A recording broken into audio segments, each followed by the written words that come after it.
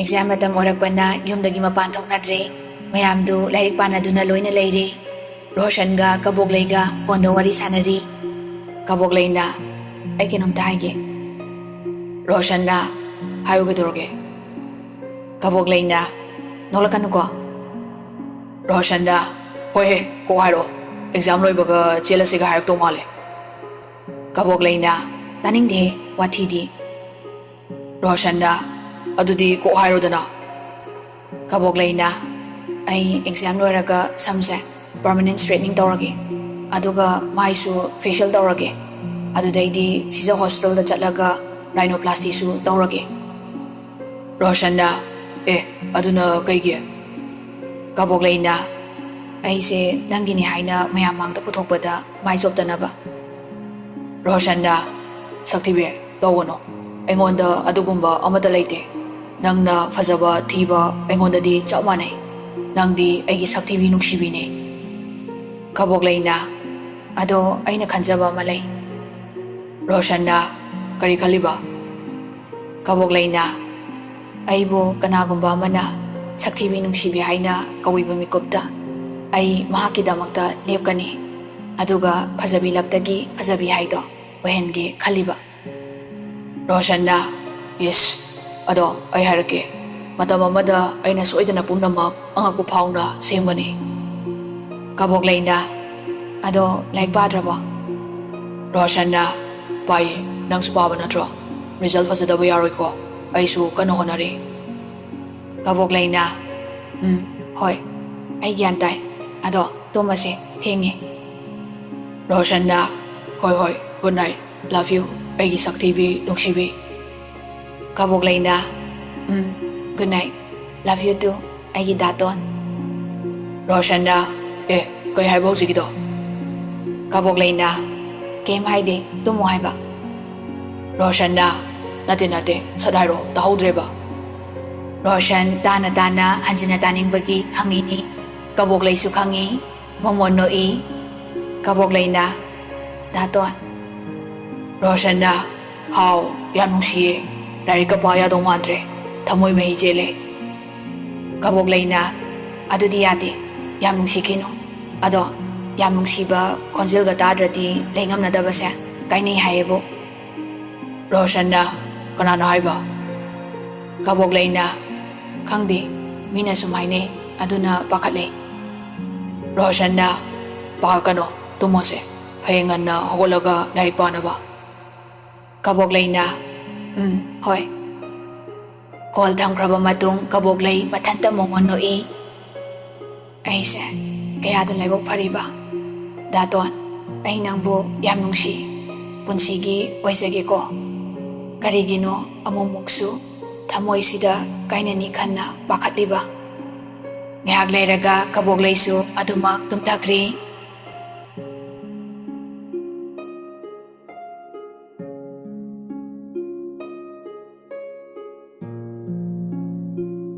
matamsu leptana chatkibana exam su loikri Rohit hoida mayam punna chak sanaba Rohit na kawi Rohit na vai lao chango Kaboglay chango dear nayumne koruno chango mayam du mari changai gita prap tholak icha mayam yauredana mamana ngasaidagi sinba langbaga loirabani Roshan na mama yam waramani akoi laga punna tawminarasu yabadubu Gita na yade nong phado lakpani chasa phamamuko ima chakhumda loisalokige Kaboglay na Rohit noyom sidi chawi he mi kya leirino Rohit nokfe tawraga akoi momga babaga aiga khaktane saini na noi hom khak leibada asuk chawna saridi kaigino Rohit na ai khaktagi nate nangi su yaurine mayamdu wari tawringai da Ratan su thoklei Ratan na isa mayam lamidana Kaboglay na hoy baba Ratan na nakoi lagni na nang marupsina ayung antadagi kochen dana honarini atay lairi noibu exam haidorani kadai da tamnadoiba Kaboglay na baba akoi pulap DM da tamsi hainare Ratan na Hꯧꯖꯤꯛ ꯃꯇꯝꯗ ꯂꯥꯏꯔꯤꯛ ꯌꯥꯝ ꯇꯝꯃꯒ ꯀꯩꯗꯧꯔꯨꯅꯤ? Iba paaba lonely khara khangba. Calculation khara hairaga yare. Roshanna khangdreda baba. Akoidi larikse khara kuina tamsira khalini. Ratanna kanaroi kanaroi. Houzik matamda riksho thaurise BA MA ngaktani. Loi ta lairiba. Aduna 12 se pass auradi yare ipagidi. Rohitna ba adudi sure ne pass ki wadi. Ratanna yare aduna adudaidi ipagi thabok mayam se nangonda loina sinaradawni. Miyoy bane hingbada paisa changi. Paisa tanba se yam lai bane. Apang mami khaktana wana paisa tanjabane. Isa sa khangjilu. Sainiga Kaboglai-gadi taningdabana loiri. Roshan suni tada yadabagi tari. Ratanna yengo aigi lanthum mayam asi isa tongpongni mathantagini. Aigidi isa na hek pami makai ningba thungalini. Aigumba mapabu malemda leramgadro. Roshanna hoy baba akoy baidi maraiba yam phaida. Ratanna adune pumnamak wadana laina paisa tanba haiba mapa ainane. Adoy chasa phamamo ipa CM amukta unarukige. Roshanna hoy baba.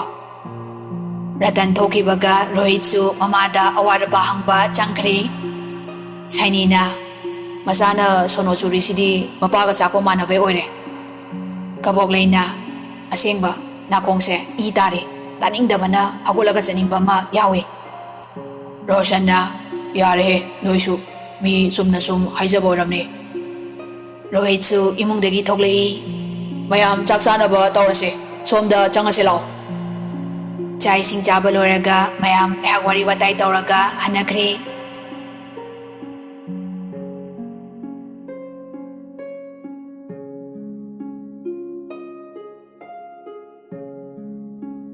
Numidangi matamni Rohitga Sainiga fonda wari sanarami. Rohitna Saini exam su loikrabanina ibani koiba chase date kamta chate nungsinari-nina. Sainina date chatpa khaktana nungsinaba kaubra. Rohitna adubudi kaude adu oirasu ai nangbu yam nungsi. Aigi nungsibase nafamda kari wai hairaga nangna khangbigani haibadi ai khangde. Sainina nungsibadi wahaina hairaga nungsibado nate madudi thabakna utkadabane. Rohitna hayo adudi ai kedaw haibano. Ai nangna haiba pumnamak tawba ngangmani. Adubu nangi khonjel nongmatang tahaudradi ai leiba ngamdre. Sainina asengbara. Rohitna asengbane aina haise nang aibu thajadabra. Ibani lapna kharadi ai angawbaga chap manarani ai khange. Ai nangbu yam nungsiye. Sainina fare adudi Sunday numitse koiba pulap chalase. Ai Kaboglai-ga Roshan-gadasu hairage. Rohitna moy yaudrasu yadro ibani khakta haibane. Sainina chap manai kaino moy yaurasu moy thokpa leijakini. Rohitna hoy fare warasu wana Sunday ngairage. Sainina ado ai thaba amta loisalokige ko. Rohitna hoy thamo. Phone hek thamnakibaga Saini singnaba magaloinana momondoi.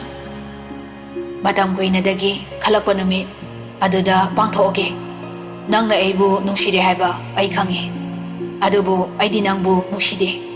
Nangi mibu hantana khanba wakhando sendokpige khanbane. Nang aise kanano haibado numit aduda khango.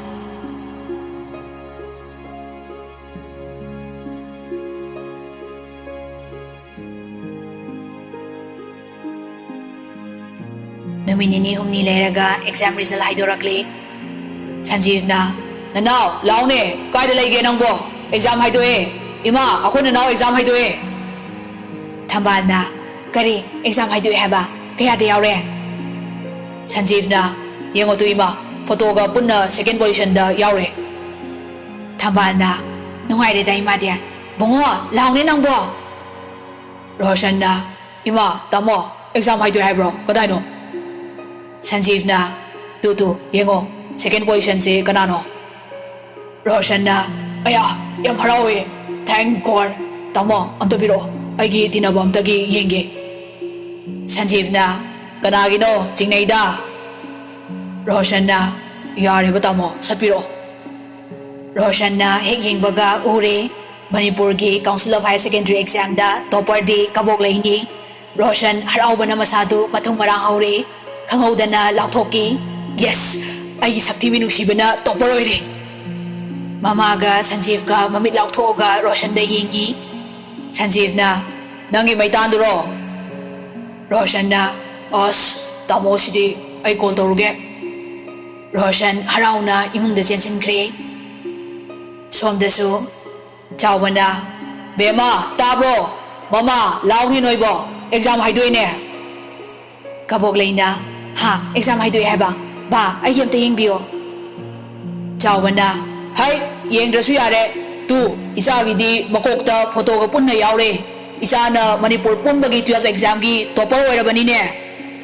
ꯀꯕꯣꯛꯂꯩ ꯍꯔꯥꯎꯕꯅ ꯃꯄꯤ ꯇꯥꯈꯩ ꯆꯣꯡꯉꯤ ꯄꯥꯕꯨꯡ ꯑꯁꯦꯡꯕꯩꯔꯣ ꯌꯦꯡꯒꯦ ꯑꯝꯇ ꯄꯤꯌꯣ ꯌꯦꯡꯒꯦ ꯄꯥꯕꯨꯡ ꯆꯥꯎꯕꯅ ꯁꯦ ꯌꯦꯡꯉꯣ ꯁꯦꯀꯦꯟ ꯇꯥꯔꯤꯁꯤꯗꯒꯤ mark 2 ꯈꯛꯇꯅꯤ ꯍꯦꯜꯂꯤꯁꯦ ꯂꯛ ꯍꯥꯏꯗꯨꯅꯤ ꯀꯕꯣꯛꯂꯩꯅ ꯔꯣꯁꯟꯒꯤ ꯌꯦꯡꯕꯗ ꯁꯦꯀꯦꯟ ꯄꯣꯖꯤꯁꯟꯗ ꯌꯥꯎꯔꯝꯕꯗꯨ ꯎꯕꯗ ꯍꯦꯟꯅ ꯍꯔꯥꯎꯕ ꯑꯃ ꯑꯣꯏꯈ꯭ꯔꯦ ꯃꯄꯥꯕꯨꯡꯗ ꯀꯣꯟꯁꯤꯜꯂꯤ ꯑꯁ ꯗꯥꯇꯣꯟꯅ ꯁꯦꯀꯦꯟ ꯍꯔꯥꯎꯕꯅ ꯂꯣꯏꯔꯦ ꯍꯥꯏꯕ ꯆꯥꯎꯕ ꯏꯉꯛꯉꯛꯅ ꯀꯅꯥꯅꯣꯅꯦ ꯗꯥꯇꯣꯟ ꯍꯥꯏꯗꯤ ꯀꯕꯣꯛꯂꯩ ꯍꯧꯖꯤꯛꯇꯗ ꯏꯀꯥꯏꯔꯛꯏ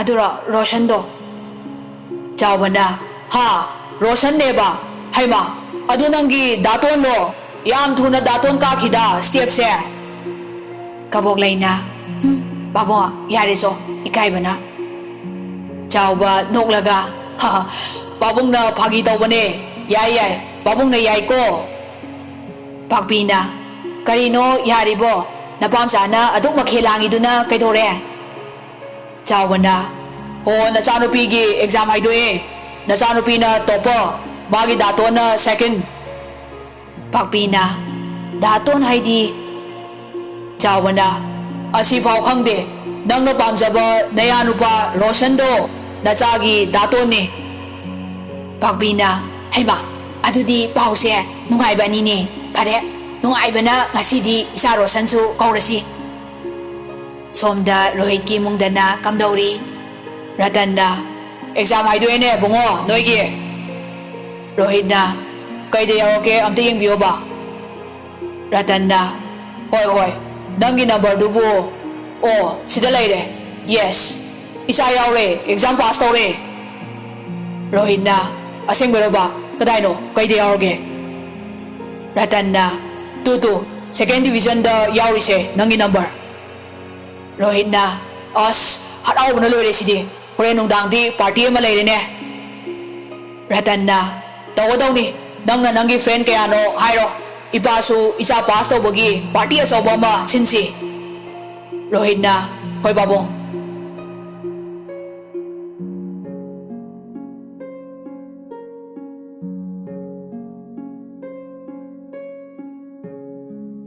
ꯅꯣꯡꯃ ꯍꯧꯈꯤ ꯅꯤꯅꯤ ꯍꯧꯈꯤ ꯁꯟꯗꯦ ꯅꯨꯃꯤꯠ ꯍꯥꯏꯕꯗꯨ ꯌꯧꯔꯛꯂꯦ ꯁꯥꯏꯅꯤꯅ ꯁꯤꯟꯗꯨꯅ ꯀꯕꯣꯛꯂꯩ ꯔꯣꯁꯟ ꯑꯃꯗꯤ ꯔꯣꯍꯤꯠ ꯄꯨꯟꯅ ꯀꯣꯏꯕ ꯆꯠꯅꯕ ꯁꯤꯜꯂꯝꯃꯤ ꯐꯣꯟꯗ ꯀꯕꯣꯛꯂꯩꯒ ꯔꯣꯁꯟꯒ ꯋꯥꯔꯤ ꯁꯥꯟꯅꯔꯝꯃꯤ ꯔꯣꯁꯟꯅ ꯁꯛꯊꯤꯕꯤ ꯀꯕꯣꯛꯂꯩꯅ ꯀꯩ ꯍꯥꯏꯒꯦ ꯗꯥꯇꯣꯟ ꯔꯣꯁꯟꯅ ꯍꯣꯔꯦꯟ ꯄꯨꯂꯞ ꯎꯅꯅꯤ ꯈꯟꯕꯗ ꯌꯥꯝ ꯅꯨꯡꯉꯥꯏ ꯀꯕꯣꯛꯂꯩꯅ ꯅꯨꯡꯉꯥꯏꯕ꯭ꯔꯥ ꯀꯞꯄ꯭ꯔꯥ ꯑꯃꯗꯤ ꯁꯣꯏꯗ꯭ꯔꯦ ꯔꯣꯁꯟꯅ ꯑꯗꯨꯗꯤ ꯀꯩꯒꯤ ꯀꯕꯣꯛꯂꯩꯅ ꯈꯪꯗꯦ ꯑꯩꯁꯨ ꯁꯥꯏꯅꯤꯅ ꯔꯣꯁꯟꯅ ꯀꯩꯗꯧꯔꯕ ꯁꯥꯏꯅꯤꯅ ꯀꯕꯣꯛꯂꯩꯅ ꯍꯣꯔꯦꯟ ꯈꯪꯉꯣ ꯃꯤ ꯑꯃ ꯊꯤꯛ ꯇꯧꯅꯤ ꯍꯥꯏꯕꯅꯤ ꯔꯣꯁꯟꯅ ꯌꯥꯔꯦ ꯃꯣꯏ ꯑꯣꯏꯅꯕꯗ ꯌꯥꯎꯕꯤꯔꯨꯅꯨ ꯃꯤ ꯅꯨꯡꯁꯤꯅꯕꯒꯤ ꯑꯣꯏꯅꯔꯤꯅꯤ ꯑꯩꯈꯣꯏꯁꯨ ꯑꯩꯈꯣꯏ ꯊꯣꯛꯄ ꯀꯕꯣꯛꯂꯩꯅ ꯗꯥꯇꯣꯟ ꯔꯣꯁꯟꯅ ꯍꯥꯎꯅꯦ ꯁꯛꯊꯤꯕꯤ ꯅꯨꯡꯁꯤꯕꯅ ꯀꯕꯣꯛꯂꯩꯅ ꯑꯩ ꯅꯨꯡꯁꯤꯕ꯭ꯔꯥ ꯔꯣꯁꯟꯅ ꯑꯩꯈꯣꯏ ꯁꯛꯊꯤꯕꯤꯕꯨ ꯅꯨꯡꯁꯤꯗ꯭ꯔꯗꯤ ꯀꯩꯅꯣ ꯑꯗꯨꯅꯕꯨ ꯑꯩꯅ ꯁꯛꯊꯤꯕꯤ ꯅꯨꯡꯁꯤꯕꯤ ꯍꯥꯏꯅ ꯀꯧꯔꯤꯅꯦ ꯀꯕꯣꯛꯂꯩꯅ ꯑꯗꯨꯗꯤ ꯍꯣꯔꯦꯟ ꯀꯩꯅꯣꯝ ꯍꯥꯏꯒꯦ ꯔꯣꯁꯟꯅ ꯍꯧꯖꯤꯛ ꯍꯥꯏꯌꯣ ꯀꯕꯣꯛꯂꯩꯅ ꯌꯥꯗꯦ ꯍꯧꯖꯤꯛꯇꯤ ꯍꯣꯔꯦꯟ ꯍꯥꯏꯒꯦ ꯔꯣꯁꯟꯅ ꯐꯔꯦ ꯂꯣꯏꯁꯜꯂꯣ ꯊꯦꯡꯅꯨꯀꯣ ꯊꯝꯃꯒꯦ ꯂꯚ ꯌꯨ ꯁꯛꯊꯤꯕꯤ ꯅꯨꯡꯁꯤꯕꯤ Kaboklayna, hoi daton, love you too.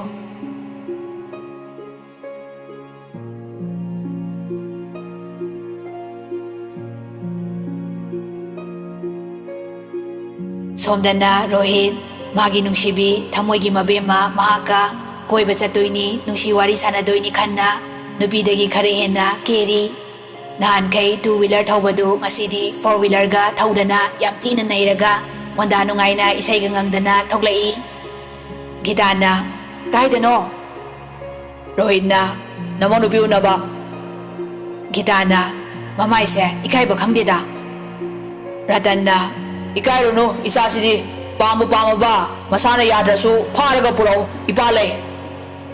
Rohit na, hoy baba, nasana pambasu, aduni. Gitana, hey, napagi makuksapada nang yaw no. Rohit, mama nangang baga, tati, gari tawdun na, toglai.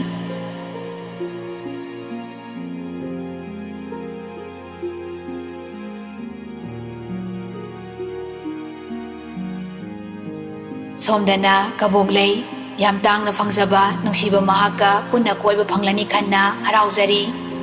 Basak TV ni miyam na khangi, masana khangzay, hena phazanaba kesinba taisinba taurudi, isam-sam na adumak thoglai.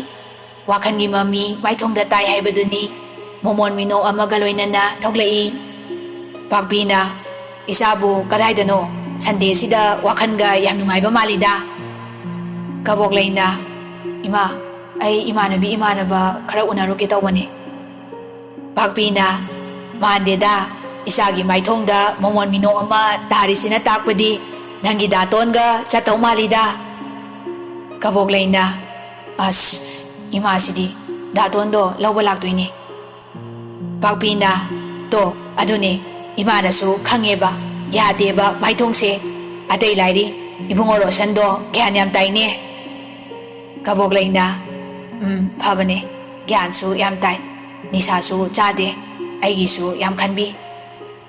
Pagpina, is, ay na di amakakni, mahana kayano hari isa, matang sari ngayda tagat hauriro. Kaboglay na, ako'y masa, talihe, may chum na sum haibadubo. Pagpina, chum na haibane ba, yay. Chawbasu imong dagi thoglai. Kadayda chatori haibano, isabo. Pagpina sat kumai. Ho hangbiru rano, ikairani, moy daton gani. Kaboglay ikay na mamay dulog tado na lay. Chawbana, adubo kaydoraba, hauzikti matampatre, nung munong sinaraba, mamamagpa imong manong, loy na kangnaba, masina hena fay. Pagpina, asing bani, masak hangdradi nupi kaktani, mangsadoyse. Chawbana, unaba satlaga halaga lang thome, siraga tarame mayamse, lesabi na siradi maga khangnari nupado, aduna adum oirani. Kaboglay na, hoy ba, mama, pabong, ay gyan tayo ba? Chawbana, aduni, gyan taba, loy na daw ni, nangi datondo, pabong na yay ko. Kaboglay ikay na lukthaki, geta garigi makolama tabaduda, Pagpina, Roshan oiramani adum khangi. Pagpina, ibungola amale. Theng na mom na di hanjin baya di hayu ko. Mina lekay na wangang na batabak tawgano. Kaboglay na, hoy, ima, chalo kige.